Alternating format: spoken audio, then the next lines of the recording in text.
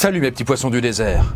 Pardon Chris, t'es sûr que ça existe vraiment comme bestiole? Oui, ça existe. Bon, après, vous attendez pas non plus à un truc avec des nageoires et compagnie, non. Parce qu'en fait, le poisson du désert, c'est un lézard. Ah ouais, donc rien à voir avec un poisson, quoi. Bah en fait, tu sais, un désert, en vrai, la définition, c'est un lieu où il y a très peu d'eau. Hein. Bah littéralement, c'est difficile d'y trouver des poissons. D'ailleurs, vu l'hostilité de certains déserts, c'est difficile d'y trouver quoi que ce soit de vraiment vivant, quoi. Et c'est pour ça qu'aujourd'hui, j'ai décidé d'y amener une jeune aventurière pour comparer les différents déserts. Et comme elle est curieuse, au moins autant que vous, je me suis dit que ça pouvait être une bonne idée. Et ça nous change un peu de Gustave dans les Ça fait quoi. D'ailleurs, en vrai, c'est la nièce de Gustave. Alors Ariane, prête pour ce grand voyage ?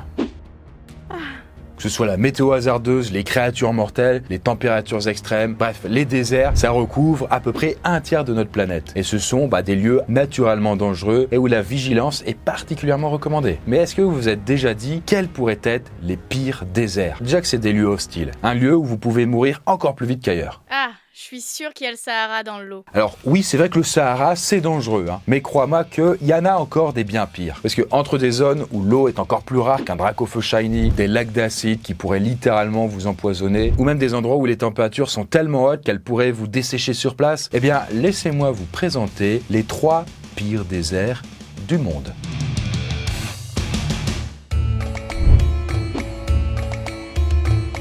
À votre avis, où est-ce qu'il pleut le plus au monde ? C'est facile ça, c'est en Bretagne. Eh bien perdu. Faut plutôt se rendre du côté de l'Inde pour trouver la ville de tous les records, avec le petit village de Mau Sinram, avec ses 12 000 mm de précipitations moyennes par an. À côté de ça, en France métropolitaine, on a une moyenne d'à peu près 900 mm de pluie par an. Donc là, faut vraiment vous dire, c'est à peu près 15 fois plus, quoi. Et à l'inverse, du coup, quel pourrait être l'endroit où il pleut le moins du monde ? Ah, j'imagine que c'est maintenant qu'on va parler du Sahara. Eh bien non, toujours pas. Après, t'as quand même un peu raison puisque c'est effectivement un désert, mais c'est le désert d'Atacama, qui est situé entre le Chili, le Pérou et la Bolivie. Et du coup, il est tout simplement considéré comme l'endroit le plus sec du monde, avec des zones où il n'a littéralement pas plu une seule goutte depuis plus de 400 ans. Ouais, et du coup, dites-vous que la moyenne annuelle de précipitation s'élève à 12 mm par an, ce qui est très peu, quoi. Et donc tout ça pour dire qu'en fait, le désert d'Atacama est 250 fois plus aride que le Sahara. Et quand enfin la pluie tombe, les gouttes s'évaporent aussitôt qu'elles touchent le sol. Voilà, c'est pas hyper pratique pour remplir sa gourde, quoi. Et d'ailleurs, c'est là où j'ai décidé d'emmener Ariane. Et comme elle a soif d'aventure, je me suis dit que ce serait bien de la faire voyager un peu, histoire qu'elle sorte un peu de chez elle, hein, parce que la pauvre, elle a pas souvent l'occasion de bouger. Mais attends, comment ça se fait qu'il pleuve aussi peu? Eh bien ça, en fait, c'est une question de géographie, et notamment à cause du relief de la région. En effet, le désert d'Atacama est situé entre 2 hautes chaînes de montagnes, à savoir les Andes et la chaîne côtière chilienne. Et ces 2 montagnes, aussi majestueuses soient-elles, empêchent le passage de l'air, et donc l'humidité et les éventuelles précipitations. Et comme si ça suffisait pas, les seules sources d'eau dispo dans ce désert, qui sont de base très rares, eh bien, elles contiennent un taux d'arsenic 100 fois plus élevé que la limite de sécurité sanitaire qui est fixée par l'OMS. Ce qui fait que du coup, faut vraiment pas que vous buviez cette eau, parce que sinon vous allez vraiment décéder. Hein. Et le truc, c'est que l'arsenic contenu dans les roches volcaniques est libéré dans les eaux souterraines, ce qui va transformer l'eau potable en poison mortel. Et pourtant, il y a quand même des gens qui vivent sur ce territoire, et depuis même plus de 7000 ans. Et personne n'est mort ? Alors si, il y a peut-être 2-3 pélos qui sont un peu morts, quoi, ouais. Mais le truc surprenant quand même, c'est que ils se sont littéralement habitués à l'arsenic. Et eux, contrairement à nous, ils l'assimilent beaucoup mieux. Mais comment c'est possible ? Eh bien ça, ce serait sans doute grâce à une mutation génétique. Ah tiens, justement Ariane, j'ai un peu l'impression que t'es en train de chauffer là. Ça te dirait pas de t'hydrater un petit peu, quoi ? Bon, ok, là ça va. Et en même temps, ça n'a pas l'air si terrible. Et c'est d'ailleurs pour ça qu'il y a quand même des gens qui réussissent à vivre dans cette région. En 2017, par exemple, les chercheurs de l'université de Santiago ont voulu comprendre pourquoi personne ne crevait en ingérant de l'arsenic là-bas. Du coup, ils ont décidé d'analyser le code génétique de près de 150 personnes vivant dans les 3 régions différentes du Chili, et notamment des gens qui vivaient dans le désert. Et ils ont pu découvrir que, chez les peuples du désert, il y avait une différence significative sur un de leurs gènes. Et cette différence, c'est ce qui leur permettait de convertir l'arsenic en acide, alors attendez, c'est un peu long et chiant, diméthylarsenic, qui est du coup bien moins toxique. Et en gros, ce changement génétique a été le parfait mécanisme d'adaptation pour survivre dans un environnement aussi hardcore. Et si aujourd'hui, les peuples du désert sont capables d'éliminer facilement l'arsenic, je vous déconseille quand même fortement de faire pareil. Bon, en tout cas, ça va. Ariane a quand même de la chance. Elle n'a pas suffisamment bu d'arsenic pour crever d'une intoxication. Donc bon, vous inquiétez pas, ça va lui passer.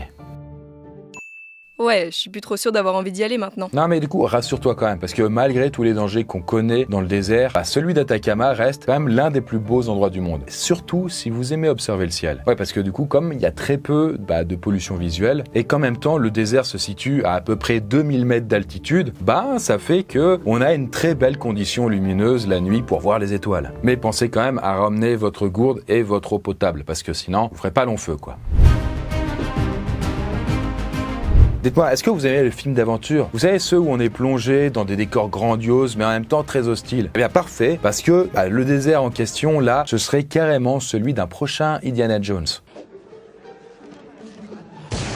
Bienvenue dans le désert de Danakil. Et c'est un désert qui se situe dans la corne de l'Afrique. Autrement dit, vous voyez, c'est juste là, dans la petite péninsule, le plus à l'est du continent, entre l'Érythrée et l'Éthiopie. Là, on s'en rend pas compte parce que l'Afrique, c'est quand même un continent immense, mais on n'est pas sur un petit bout de terre, puisqu'on parle quand même d'une superficie de 137 000 km². Un tout petit peu plus que toute la Grèce réunie. Ah ouais, donc c'est absolument énorme le truc. Oui, mais du coup, on peut dire ça. Après, quand même, à côté du Sahara, et c'est 9 millions et quelques de kilomètres carrés, c'est quand même un peu de la merde, mais c'est pas grave. Il a quand même ses attraits. Parce qu'en fait, le truc le plus impressionnant avec le désert de Danakil, c'est surtout sa diversité de paysages. Avec ses lacs ultra colorés, ses grandes étendues de sel, d'un blanc éclatant, ou même ses volcans fumants, c'est quand même un spot sympa pour les photos, pour les trucs d'Insta, quoi. N'est-ce pas, Ariane? N'en dis pas plus, je fais tout de suite mes valises. Eh bien, justement, je t'arrête parce que derrière ce petit côté hyper glamour, on est clairement sur l'un des endroits les plus chauds du monde, les plus dangereux, quoi. Commençons d'abord par le volcan Erta Arte, qui se trouve au nord-est du désert. Là, jusqu'ici, rien de bien surprenant, vous allez me dire, parce que c'est quand même un volcan qui est quand même certes très beau, mais qui est aussi très sulfureux. Ouais, un peu comme les gonzesses, quoi. Parce que ce volcan, déjà, on l'appelle la montagne fumante et c'est tout simplement le plus actif d'Éthiopie. Mais en gros, le truc est en activité permanente. Et à l'intérieur même de son cratère, il y a un énorme lac de lave de plus de 10 000 m² qui est en constante ébullition. C'est d'ailleurs l'un des principaux points chauds de la planète. Et donc, la lave, je le rappelle quand même, mais ça a une petite température de 1200 degrés. D'ailleurs, j'en connais une qui doit particulièrement apprécier la visite. Dis-moi, Ariane, t'as pas trop chaud, toi ? Ah oui, ça crame sous les pieds. Eh ça donne pas trop envie d'y faire une randonnée. Et dans un autre genre, plutôt dangereux aussi, et toujours dans le même désert, il y a le lac de Dalol, qui signifie littéralement le lac désintégré. Et là, vous allez me dire, mais pourquoi ? Eh bien, tout simplement parce que ce site volcanique a des eaux brûlantes, ultra salées et surtout très acides, qui dégagent des vapeurs toxiques. On continue comme ça. Cette vaste zone désertique est connue pour ses formations géologiques. Ses sources d'eau chaude pouvant aller jusqu'à 70 degrés, ses montagnes de soufre qui peuvent piquer le nez et la gorge, et ses vasques d'acide sont autant de curiosités aussi fascinantes que dangereuses pour un visiteur non averti. Bon, allez, respire un coup, ma grande. On va s'éloigner un peu de tout ça. Sinon, là, tu risques de nous crever dans les pattes.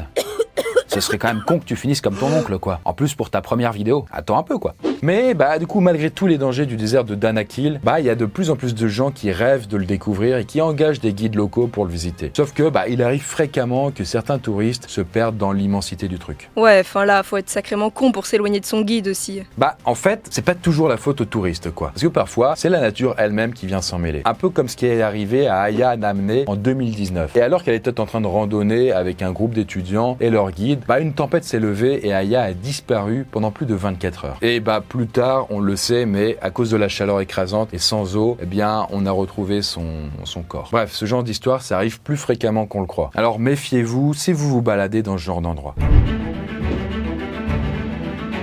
Bon, j'imagine quand vous avez vu le titre de la vidéo, vous avez imaginé du sable brûlant, des scorpions, des trucs comme ça. Bref, un désert bien chaud, et pourtant, il en existe un bien plus dangereux, à l'image des déserts polaires comme l'Antarctique. Ouais, mais tu dis n'importe quoi, c'est pas du tout un désert, l'Antarctique. Eh bien du coup, si c'est un désert, parce que, je rappelle, le désert, c'est un endroit caractérisé par des températures de la mort, une pluviométrie inférieure à 200 mm, et le fait qu'il n'y ait pas beaucoup de monde dans le coin. Et l'Antarctique, je te le dis, il remplit toutes les conditions. C'est que au lieu qu'il fasse très chaud, il fait très très froid. Effectivement, selon le Petit Larousse, l'Antarctique répond parfaitement à ces critères. En effet, il n'y a pas de peuples autochtones qui vivent sur l'Antarctique. Les températures peuvent aller de moins 30 dans les mois d'été à moins 70 degrés. Et en moyenne, il ne pleut que 166 mm d'eau par an. Et d'ailleurs, si on s'en tient à cette définition, eh bien, officiellement, l'Antarctique, c'est le plus grand désert du monde, avec une superficie de 14 millions de kilomètres-carrés, soit aussi grand que les États-Unis et le Mexique réunis. Ah bah tiens, ça me fait penser, toi, Ariane, ça devrait pas trop te déranger, les températures négatives. Tu sais, l'année dernière, t'avais déjà vécu dans un igloo. Ah, c'était la belle époque, hein.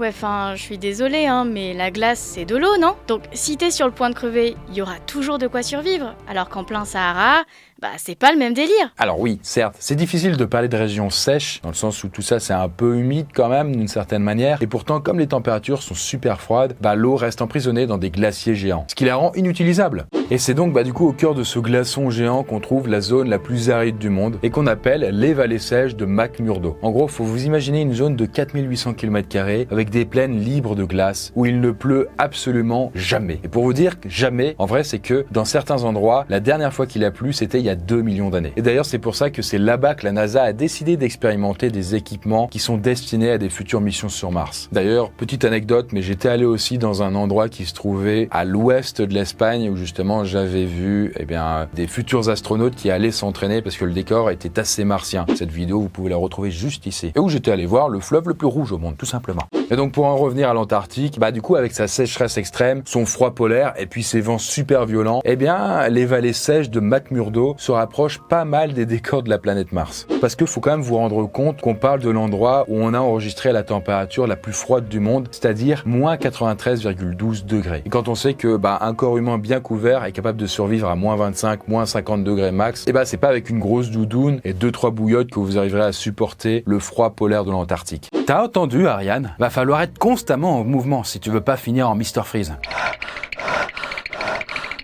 Mais comment ils font les gens qui partent en expédition? Déjà, c'est pas n'importe qui va là-bas, hein. On parle quand même de gens super entraînés et super équipés et qui connaissent parfaitement l'hostilité du terrain. Mais bon, tu te doutes bien qu'au début de l'exploration du pôle Sud, au début du 19e siècle, en réalité, il y a eu plein d'explorateurs qui ont laissé la vie. Ouais, enfin t'es mignon, mais c'était il y a longtemps ça. Détrompe-toi, hein, parce que encore aujourd'hui, l'Antarctique peut s'avérer redoutable, et ce, même avec des aventuriers experts. C'est par exemple ce qui s'était passé pour l'explorateur britannique Henry Worsley en 2016, alors qu'il tentait de réaliser l'exploit de traverser en solitaire et sans assistance tout le continent blanc. Et là, à 48 km de l'arrivée, l'homme de 55 ans a commencé à se sentir mal, souffrant de fatigue et d'une déshydratation sévère. Et puis, il meurt alors 2 jours plus tard d'une défaillance totale de ses organes. Mais t'inquiète, ma grande, un petit remontant et tu seras de nouveau sur pied, prête à repartir en expédition. Ah, mais du coup, y a quelqu'un qui a déjà réussi à faire toute la traversée en hiver? Vous connaissez peut-être le nom du gars, puisque en 2017, un certain Mike Horn l'a fait. C'était la plus grande traversée de l'Antarctique en solitaire, sans assistance, qui a jamais été tentée. Parce qu'en 56 jours et quelques, il aura parcouru plus de 5100 km à l'aide de kites et de ski. Et puis l'année d'après, ce sera un Américain et un Britannique qui auront parcouru 5600 km à seulement 2 jours d'intervalle. Voilà, en tout cas, pour ce petit tour d'horizon des 3 pires déserts qu'on pourrait trouver dans le monde. Alors vous l'aurez quand même compris, il y a une petite part de subjectivité là-dedans, mais en tout cas, si vous en connaissez, que vous avez des anecdotes particulières sur ce genre d'endroit, n'hésitez pas à en parler. En tout cas, qui sait ce que pourrait renfermer ce genre d'endroit, et notamment leur sous-sol qui parfois regorge de mystères. Sur ce, moi la Poiscaille, je vous retrouve à la prochaine vidéo.